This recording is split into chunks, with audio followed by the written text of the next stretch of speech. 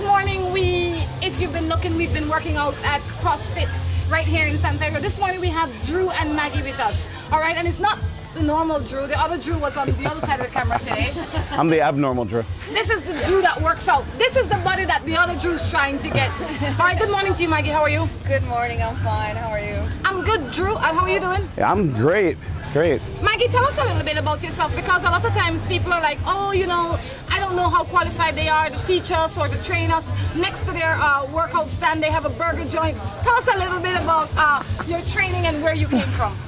Well, me personally, I've never been a fitness person. I became a fitness person when I met my husband, Drew.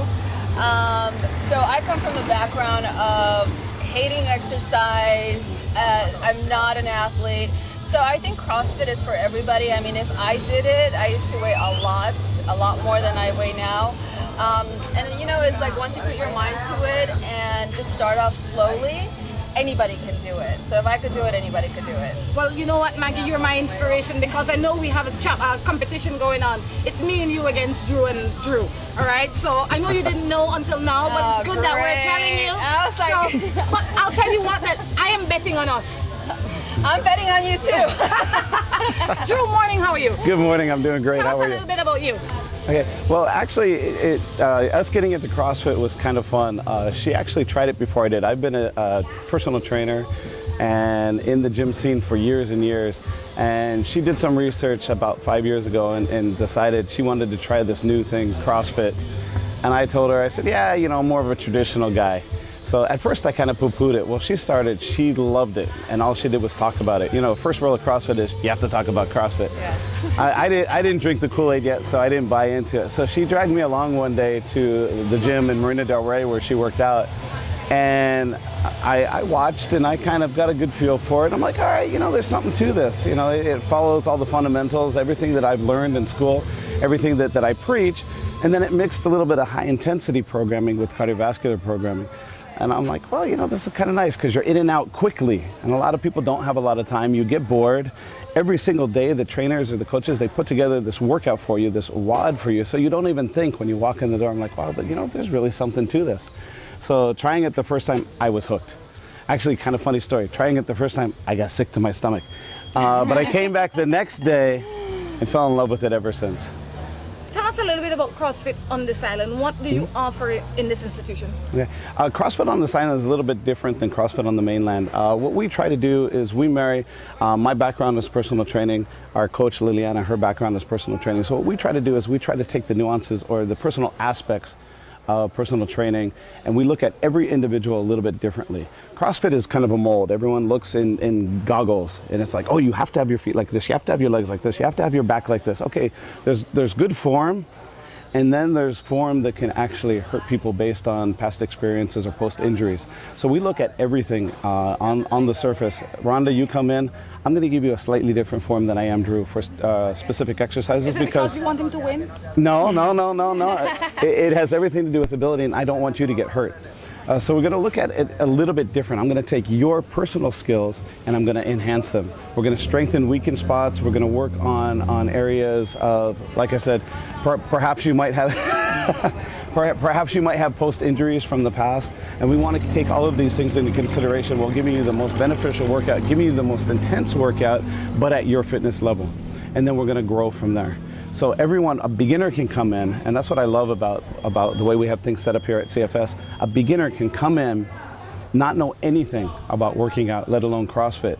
And we have a program where we actually integrate them. We work with them like I was working with you guys one-on-one. So a trainer will actually sit with you guys during the class, make sure that you're understanding everything properly, make sure that your form is the best to your particular abilities, and we slowly integrate you into the class. Before you know it, now you're in a group setting, you're competing against your peers, you're having a lot of fun, you're getting a lot of results very quickly out of it, but as safe as possible. What separates CrossFit from the other former exercises? I mean, it seems simple enough to me. I mean, I am one of the new ones as well, and when I get in here, I'm quite awkward. Like, I am like shaking on my knee and all of that, but I would imagine that with time that is going to go away. Yeah. But it seemed like something that once, like if I go on Facebook, because I know you put your WODs on Facebook, and I am traveling to Punta Gorda tomorrow, maybe if I am accustomed to coming here enough, I would know how to do those things, and I can do them on the beach in PG. Right, absolutely. And actually, it's funny that you say that, because we were talking about that the other day, that when you're traveling, whether you're on the beach, in a hotel, or just in a park, we like to actually work with our members, because a lot of people do travel, and a lot of people, especially on the island, they commute back and forth. So we like to give them workouts, not necessarily CrossFit WODs, but workouts maybe a Tabata style, or maybe some kind of a circuit training style, or maybe some kind of a boot camp style workout that they can do on the go or abroad, and something that will keep their cardiovascular up and also keep their muscle tone as they're traveling. And I think that's the key, is not falling out of that regimen, and even pushing yourself. You guys are on the road almost 24/7. So for you guys to have a home base is nice, but what do you do for the rest of the week when you're away? Drink beer. Drink beer, right. 12-ounce curls, that's... But you know, like for me, I think the difference is the community aspect also. I mean, yeah, you can go ahead and do some of these exercises in your hotel that don't require any weights, for instance, but it's not the same. I mean, the majority of people cannot exercise by themselves. They just don't push themselves enough. Whereas if you're in a community setting among your friends, you tend to push yourself. Even if you do it subconsciously, you do tend to push yourself. And I think that's the difference with CrossFit and other exercises. Okay, I know that everybody wants to exercise and everybody wants to get lean, but how important is diet and exercise to go together? You know, let me answer that before he does, because he's going to give you a wonderful explanation. I'm just going to put it simple. One of my favorite quotes is that nutrition is king and exercise is queen. And I think nutrition is more important than exercise. You do need to have the both together. But, you know, people are only here an hour a day. What they do outside the next 23 hours determines their fitness level. Unless you have a great metabolism like my husband that burns calories no matter what he eats, nutrition is very important. You don't have to be so strict that you can't live life, but you do obviously have to be careful as to what you eat, and especially on this island with so many rice and beans and all that stuff, you definitely have to make sure that you're balanced. For the people sitting at home that they want two things. They want to know one of the things that they can cut out of their diet. I will ask you to tell me that. And Drew, I will ask you to tell me one basic exercise that the person that's sitting at home all the time, maybe the stay-at-home mom or the person that works 9 to 5 and really don't have time to go to the gym, can practice. So let's start with nutrition. I don't think you really have to cut anything out of your diet. The important thing is you need to find out what kind of body you have. For instance, with me, carbohydrates, simple carbohydrates, are bad for me, like sugars and too much rice and all that. I tend to pack on weight if I eat that. So I know that. So I have to make sure that I eat complex carbs like beans and vegetables. I have to eat more of that with the occasional candy or whatever, piece of cake. So you don't have to cut anything out. You just have to see what type of body type you have and adhere your diet to that type of lifestyle. How can you get this information? Because most people just know they're either fat or thin. They don't know what makes them fat or what keeps them thin. You know what, I'm going to leave that to Drew. One of the things that we do here at CFS is we actually take each individual and we sit down with them and we do a body composition. We actually talk about the different body type that they have. There's 3. Stop picking on yourself.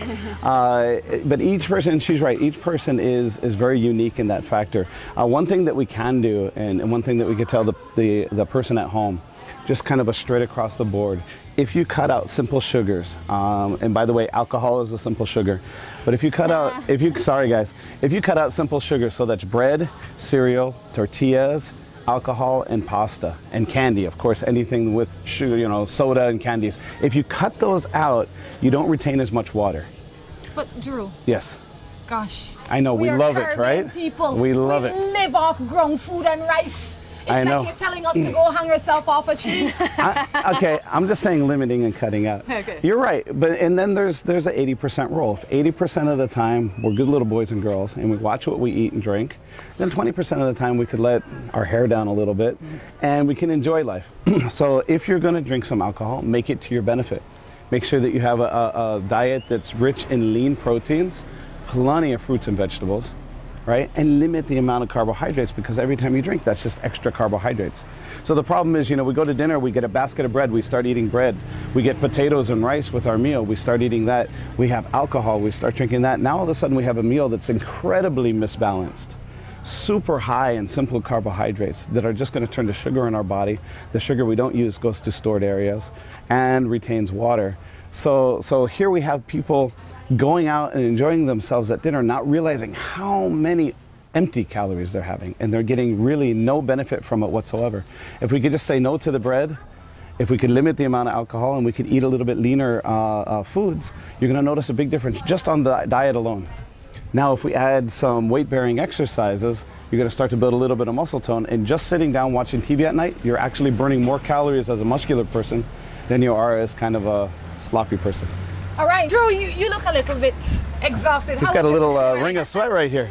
I am very exhausted. You know, I used to be in shape about 30 years ago, and it's probably been 20 since I've had any kind of a exercise like that. And when I went to run, I thought I was going to fall flat on my face. What do you hope to get from this? I hope to shed a few pounds and just feel more fit and put the ladies in their place, get right? some muscle tone, and yeah. Well, good luck with that. But you know, I hear what you're saying about the carbs in that, because you know, in the last year and a half, I probably put on 25 pounds, and a lot of it is, I think, is the company you keep too. That right. Oh, yeah. You know, everybody in your group wants to go eat, so you think, well, I don't want to just sit here by myself. So Sure. you get something to eat too, and normally you wouldn't eat. So sometimes just being able to say no when the peers. Just eat when you're hungry, not when the others are hungry. True. Eat to live, don't live to eat. Well, guys, thank you so much. We look forward to our next Wellness Wednesday, and I'm sure you people at home, I hope you've learned something. I hope you know that you don't, like Maggie said, you don't have to stop anything. Just figure out what works for you and lessen the things that are not working for you. Drew and Maggie, thank you so much. CrossFit San Pedro, that's where you should come. If you can't come here and you live somewhere else in the country, you stay tuned to Morning Matters, because every Wednesday we will have Wellness Wednesday with Drew and Maggie.